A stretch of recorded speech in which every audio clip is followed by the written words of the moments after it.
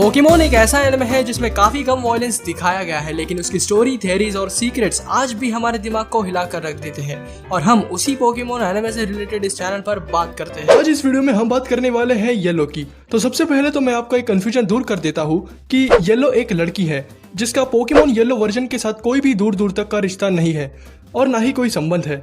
Pokemon yellow version को yellow नाम Pikachu की वजह से दिया गया है। उसका इस येलो के साथ कोई भी संबंध नहीं है। येलो बस मांगास में एग्जिस्ट करती है, गेम्स या एनिमेज में नहीं। येलो मांगा की एक मेन कैरेक्टर है और इसलिए वो मांगा में बहुत बार दिखाई गई है।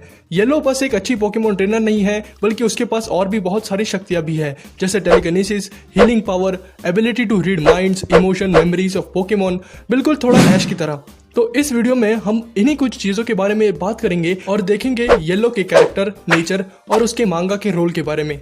तो चलिए देखते हैं येलो के बारे में कुछ बातें और इसने ऐसा क्या किया है जो ये एक मेन कैरेक्टर है मांगास की। चलिए शुरू करते हैं।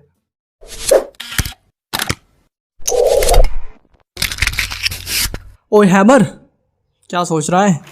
कभी कभी मेरे दिल में ख्याल आता है। येलो थोड़ी भोली और थोड़े बच्चों जैसे हरकतें करने वाली कैरेक्टर है। उसे पोकेमोन को इंजर्ड करना या इंजर्ड होते हुए देखना भी बिल्कुल पसंद नहीं है। उसका बैटल करने का तरीका ही इतना अनोखा है कि वो अपने और सामने वाले पोकेमोन किसी को भी ज्यादा इंजर्ड नहीं होने देती, जब तक बहुत जरूरी ना हो तब तक। और यही चीज उसे एकदम अलग बनाती है। वो ऐसा बच्चों जैसा स्वभाव रखती है, लेकिन जब पोकेमोन्स या उसके दोस्तों को कोई हानि पहुंचाने की कोशिश करें तब वो किसी को नहीं छोड़ती। ऐसा एक इंसिडेंट हमें मांगा में भी दिखाया है, जहां टीम रॉकेट के लोग सर्ड और ओम विरिडियन फॉरेस्ट में आते हैं तो विरिडियन फॉरेस्ट में उस फाइट में वो बहुत एग्रेसिव हो जाती है, क्योंकि वो लोग विरिडियन फॉरेस्ट में फाइट कर उस फॉरेस्ट को नुकसान पहुंचा रहे होते हैं। वो वहां इतनी अग्रेसिव इसलिए हो जाती है क्योंकि उसी फॉरेस्ट में उसका बचपन भी बीता है और वहां छोटे छोटे पोकेमॉन्स भी रहते हैं। अब विरिडियन फॉरेस्ट से उसका क्या नाता है वो देखते हैं।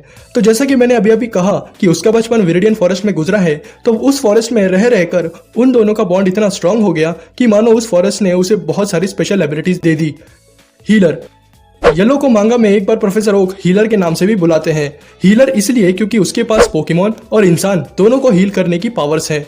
उसके बाद उसके पास माइंड, इमोशन और मेमोरीज पढ़ने की भी क्षमता है। ये सारी पावर्स उसे विरिडियन फॉरेस्ट से ही मिली है।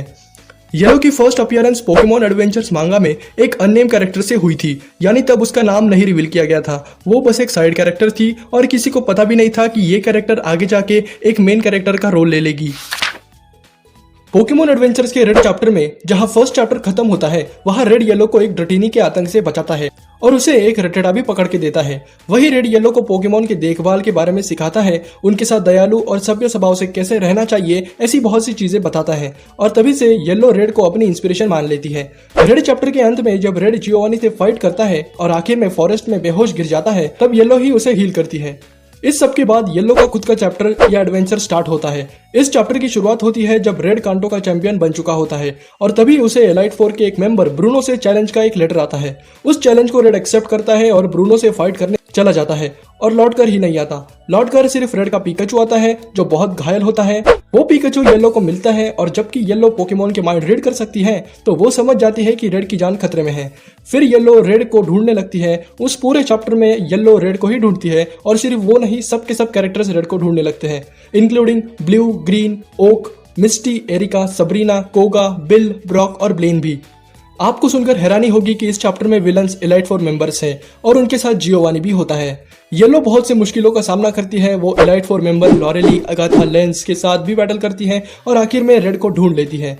इस येलो के चैप्टर का एंड क्रीज आइलैंड पर होता है, जहां ये सब लोग आखिर में इकट्ठा होते हैं और बहुत बड़ी फाइट होती है, जिसमें बहुत से कैरेक्टर्स पार्ट लेते हैं, जैसे Red, Blue, Green, Misty, Erika, Sabrina, Koga, Bill, Brock, Blaine, ये सब एक साथ और सामने elite four members Lance, Agatha, Lorelei, Bruno और उनके साथ जियोवानी भी।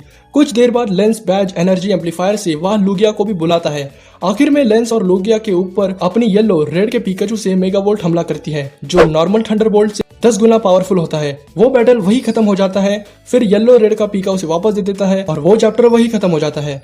उस चैप्टर के बाद येलो हमें आगे भी छोटे छोटे अपीयरेंस में बहुत जगह दिखती है, जैसे Pokemon Gold, Silver and Crystal में, Pokemon Fire Red and Leaf Green में, पोकेमोन एमराल्ड चैप्टर और डायमंड चैप्टर में भी। उसके पोकेमॉन्स की बात करें तो उसके पास बहुत सारे पोकेमॉन्स हैं और उन सब पोकेमॉन्स को निकनेम भी है। उसका पहला रटाटा जो रेटिकेट में विकसित हो जाता है बाद में, जिसका नाम रैटी होता है। उसका डॉड्रियो डॉडी, उसका ग्रेवलर जिसका नाम होता है ग्रेवी, उसका ओमनोमाइट ओमनी, उसकी बटरफ्री किटी और उसका फीमेल पिकाचू जिसका नाम होता है चूचू।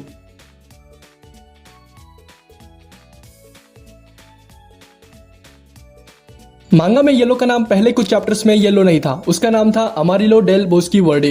ये एक स्पेनिश वर्ड था, इसलिए इसे चेंज कर आगे के चैप्टर्स में येलो ऑफ विरिडियन फॉरेस्ट कर। अगर हम येलो को और ऐश को कंपेयर करें जेंडर को छोड़कर तो उनमें काफी सारी सिमिलरिटीज है। अगर आप मांगा पढ़ोगे तो आपको इजीली पता चल जाएगा। वो पोकेमॉन से फ्रेंडली बिहेव करती है और उसका नेचर भी थोड़ा उसके जैसा ही है।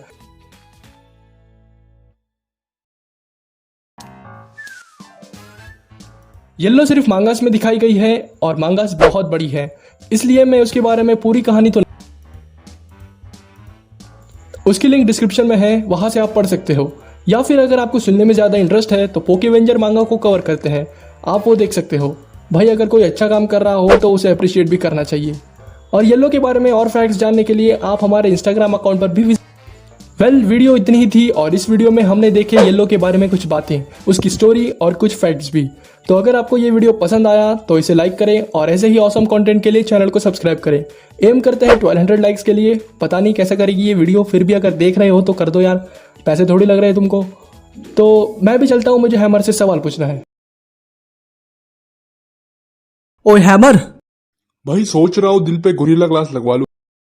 सबसे ज्यादा तो यही टूट